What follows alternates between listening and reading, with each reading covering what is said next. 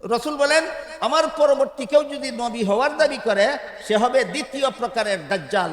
কারণ বর্ণনা করে রসুল বলেন ওয়া আনা খাতামুন নবিয়্যিন, আমার পরবর্তী কেউ নবী হওয়ার দাবি করলে সে দাজ্জাল। কেন? এর কারণ বর্ণনা করে রসুল বলেন আল্লাহ যে কোরআনে আমাকে আলাদা মর্যাদা সূচক একটি উপাধি দিয়েছেন খাতামুন নবিয়্যিন, এই খাতামুন নবিয়্যিনের অর্থ হলো আমার পরে আর কোনো নবী নাই, আমি শেষ নবী। আল্লাহ কোরআনে আমাদের নবীকে আলাদা মর্যাদা সূচক যত উপাধি দিয়েছেন এর মধ্যে একটা উপাধি হলো খাতামুন নবিয়্যিন। তিরমিজি শরীফের বর্ণিত হাদিসে আল্লাহ রসুল অর্থ বলে দিয়েছেন এর অর্থ আমি শেষ নবী, এর অর্থ আমি শেষ নবী। সুতরাং শেষ নবী হওয়াটা আমাদের নবীর আলাদা মর্যাদা। এটা আরো কঠিন, আরো কঠিন, আরো টেক্কিরা বইন ফায়জামার ভিতাটা। খাতামুন নবীনের অর্থ যে শেষ নবী, এইটা আমাদের নবীর আলাদা মর্যাদা কেমন? এটা আলাদা মর্যাদা কেমন? এই কথার উদাহরণ দিয়া মুফাসসিরিনে কেরাম, যে অত্যন্ত কঠিন, এই জন্য মুফাসসিরিনে কেরাম একটা চমৎকার উদাহরণ দিয়েছেন। মনোযোগ দিয়ে শুনলে ইনশাল্লাহ আপনারা বুঝবেন। ধরেন একটা মানুষ খুব জটিল একটা রোগে আক্রান্ত হইল, এক ডাক্তারের দ্বারা চিকিৎসা করাইল, কিছুদিনের জন্য রোগ সারলো, আবার রোগটা ফিরা দেখা দিল। আবার আরেক ডাক্তার দিয়ে চিকিৎসা করাইলো, কিছুদিনের জন্য রোগ সারলো, আরেক ডাক্তারের দিয়ে চিকিৎসা করাইলো, কিছুদিনের জন্য রোগ সারলো। এবার যতই ডাক্তার ফালতাইয়া চিকিৎসা করায় ততই কিছুদিনের জন্য রোগ সারে। বুঝে থাকলে বলুন এই সব ডাক্তারের চিকিৎসা পুরাপুরি সফল বা আংশিক সফল? কাজেই আবার ফিরলেই নয়া ডাক্তার দিয়ে করায় চিকিৎসা, আবার ফিরলেই নয়া ডাক্তার দিয়ে করায় চিকিৎসা। এরকম করতে করতে করতে করতে করতে এক পর্যায়ে গিয়ে এমন এক ডাক্তার দিয়া চিকিৎসা করাইল যে ডাক্তারের চিকিৎসায় রোগ যে সারলো, জীবনে আর ফিরল না। এবার বলুন প্রথম যারা চিকিৎসা করেছিলেন তারা শেষ ডাক্তার না শ্রেষ্ঠ ডাক্তার? শেষ ডাক্তারও না, শ্রেষ্ঠ ডাক্তারও না। অর্থাৎ যে ডাক্তারের চিকিৎসার পরে আরো ডাক্তারের দরকার বাকি থাকে তিনি শেষ ডাক্তারও না, শ্রেষ্ঠ ডাক্তারও না। যে ডাক্তারের চিকিৎসার পরে আর কোনো ডাক্তারের দরকার বাকি থাকে না তিনি শেষ ডাক্তারও, শ্রেষ্ঠ ডাক্তারও। ঠিক তেমনি ভাবে আল্লাহ সমস্ত নবী রাসূলগণকে মানব জাতির রুহানি ডাক্তার বানাইছে। হাসপাতালের ডাক্তার হইল শারীরিক রোগের ডাক্তার, আর নবীগণ হইলেন রুহানি রোগের ডাক্তার। নবীগণ হইলেন কি রোগের ডাক্তার? রুহানি। আমি রুহানি রোগের আলোচনা করার টাইম আমার হাতে নেই, আপনারাও শুনবেন, শোনার সময় পাবেন না যদি আমি ওইটা বলতে যাই। এই জন্য আপাতত নামটা মনে রাখেন, হাসপাতালের ডাক্তার হইল শারীরিক রোগের ডাক্তার, আর আল্লাহ নবী সমস্ত নবীগণকে বানাইছেন রুহানি রোগের ডাক্তার। কাজেই একজন নবী আসলেন, মানুষের রুহানি রোগের চিকিৎসা করলেন, মানুষে ঈমান আনলো, নবী দুনিয়ার থেকে বিদায় হয়ে গেলেন, সাথে সাথে সারা দুনিয়ার মানুষ একসাথে বেঈমান হয়ে গেল। আরেকজন নবী আসলেন, ঈমানের দাওয়াত দিলেন, কিছু মানুষে ঈমান আনলো, নবী দুনিয়ার থেকে বিদায় হয়ে গেলেন, সাথে সাথে সব মানুষ বেঈমান হয়ে গেল। আবার নবী আসলেন, দাওয়াত দিলেন, কিছু মানুষ ঈমান আনলো, নবী বিদায় হয়ে গেলেন, আবার সব মানুষ বেঈমান হয়ে গেল। এর একটা উদাহরণ দেখুন। আদম আলাইহিস সালামকে দুনিয়াতে পাঠাবার 600 বছর পরে শয়তানে জঘন্যতম অপকৌশলের মাধ্যমে দুনিয়ার মানুষকে মূর্তি পূজা শিক্ষা দিয়েছে। বুঝা থাকতে বলেন আদম আলাইহিস সালাম দুনিয়াতে আসার কতদিন পরে শয়তানে দুনিয়ার মানুষকে মূর্তি পূজা শিক্ষা দিয়েছিল? 600 বছর। মূর্তি পূজা শিক্ষা দেওয়ার আরো 600 বছরের মাথায় সারা দুনিয়ার সমস্ত মানুষ মূর্তি পূজারী হয়ে গেছিল। তাহলে আদম নবী আসার 1200 বছর পরে আর শয়তানে মূর্তি পূজা শিক্ষা দেওয়ার 600 বছর পরে সারা দুনিয়ার সমস্ত মানুষ মূর্তি পূজারী হয়ে গেছে। এই অবস্থায় আল্লাহ আদম আলাইহিস সালাম দুনিয়াতে আসার 1200 বছর পরে নূহ আলাইহিস সালামকে দুনিয়াতে নবী বানিয়ে পাঠালেন। নূহ আলাইহিস সালাম 950 বছর দুনিয়ার মানুষকে ঈমানের দাওয়াত দিলেন। ওই আরম্ভ হইল রুহানি রোগের চিকিৎসা। নবীগণের ঈমানের দাওয়াত, বান্দাদের রুহানি রোগের চিকিৎসা। নবীগণের ঈমানের দাওয়াত, বান্দাদের রুহানি রোগের চিকিৎসা। বুঝে থাকলে বলুন নূহ নবী দুনিয়ার মানুষের রুহানি রোগের চিকিৎসা করেছিলেন কতদিন? 950 বছর। সুস্থ হয়েছিল মাত্র 40 জন।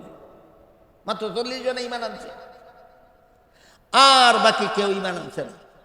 আল্লাহ বাকি 40 জন ছাড়া বাকিদের ব্যাপারে নূহ আলাইহিস সালামকে ওহীর মাধ্যমে জানাইয়া দিলেন নবী, গায়েব তো আমি আল্লাহ জানি, আপনারা তো গায়েব জানেন না, আমি মানুষের খবর জানি। এই যে 40 জনে ঈমান আনছে আপনার 950 বছরের দাওয়াতে, এই 40 জন ছাড়া বর্তমান দুনিয়ার আর কেউ কোনোদিন ঈমান আনবে না, আমি তাদের মনের খবর জানি।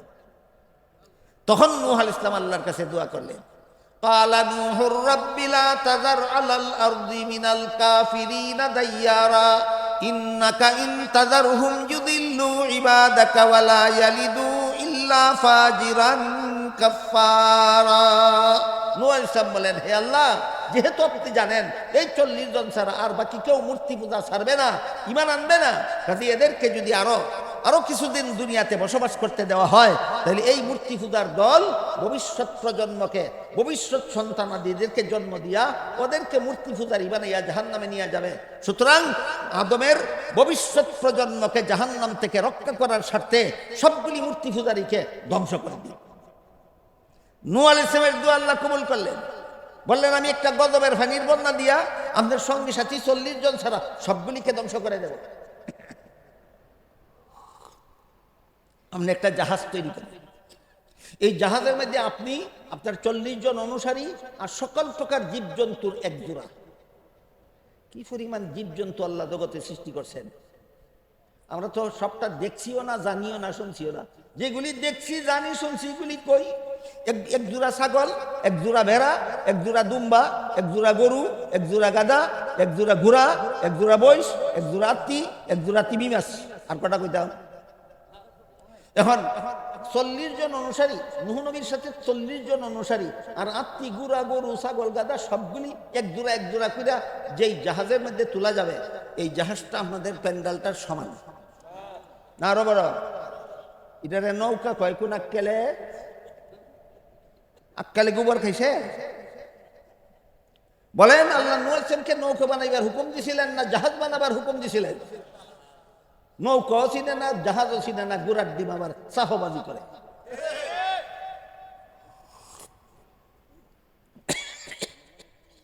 বিশ্বাস না হইলে আপনারা যে নৌকা কইনি, তেমন একটা নৌকা নেই, মেঘনা নদীতে বাসাইয়া 40 জন মানুষ উঠাই, তারপরে এক জোড়া ছাগল, এক জোড়া মেড়া, এক জোড়া দুম্বা, এক জোড়া গরু, এক জোড়া গুড়া, এক জোড়া বৈশ, এক জোড়া আত্তি, এক জোড়া তিমি মাছ উড়াইয়া দেখো না, নৌকাটা কই যা।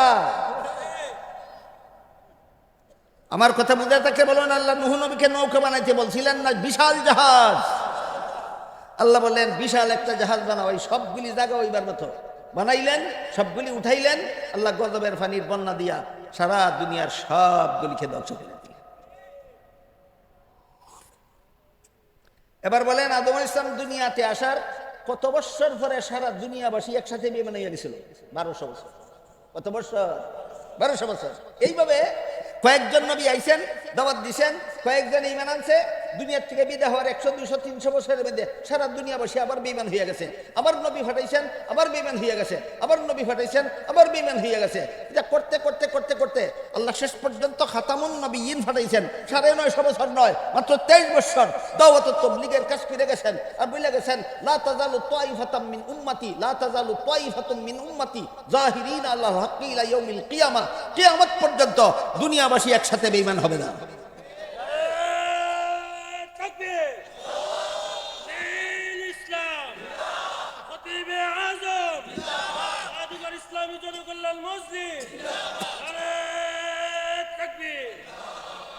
এবার বলেন, যেই ডাক্তারের চিকিৎসার পরে রোগীর শারীরিক চিকিৎসার জন্য আরো ডাক্তারের দরকার হয়, ইনি শেষ ডাক্তারও না, শ্রেষ্ঠ ডাক্তারও না।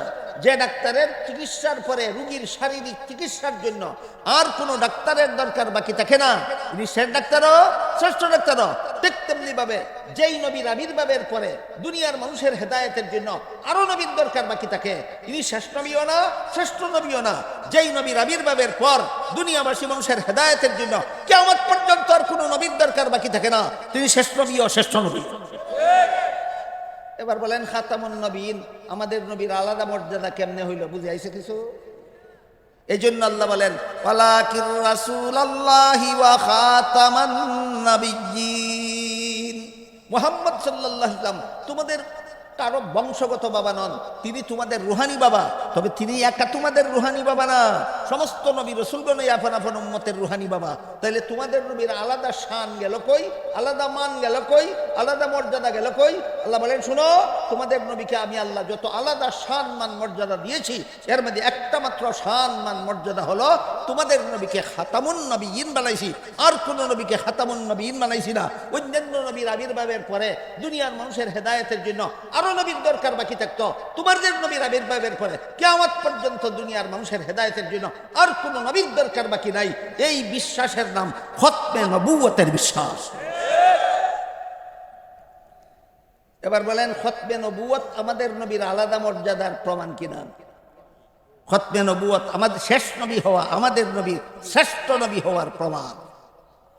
আজকের মতো মাত্র আমাদের নবীর একটা আলাদা মর্যাদার কিছু আলোচনা আপনাদের সামনে তুলে ধরলাম। এটা হইল খাতামুন নবিয়্যিন হওয়া। হাদিস শরীফে যে আল্লাহ রাসূল বলেছেন, লা তাকুমুস সাআতু হাত্তা ইউবআসা দাজ্জালুনা কাযযাবুনা কুল্লুহুম ইয়াজআমু আন্নাহু নাবিয়্যুন ওয়া আনা খাতামুন নাবিয়্যিন লা নাবিয়্যা বাদি। আমার পরে যে বা যারাই নিজেকে নবী হওয়ার দাবি করবে সে হবে মিথ্যাবাদী দাজ্জাল। এর কারণ হলো আল্লাহ যে আমাকে খাতামুন নবিয়্যিন বলেছেন, এর অর্থ হলো আমি শেষ নবী, আমার পরে আর কোনো নবী নাই। তর্জমাটা ভুল করবেন না। লা নাবিয়্যা বাদি কথার হাদিসের অংশের অর্থ হলো আমার পরে আর কোনো নবী নাই, কোনো নবী আসবেন না, এই হাদিসের অর্থ নয়। আমার কথা বুঝে থাকলে বলুন, লা নাবিয়্যা বাদি অর্থ আর কোনো নবী আসবেন না, না আর কোনো নবী নাই।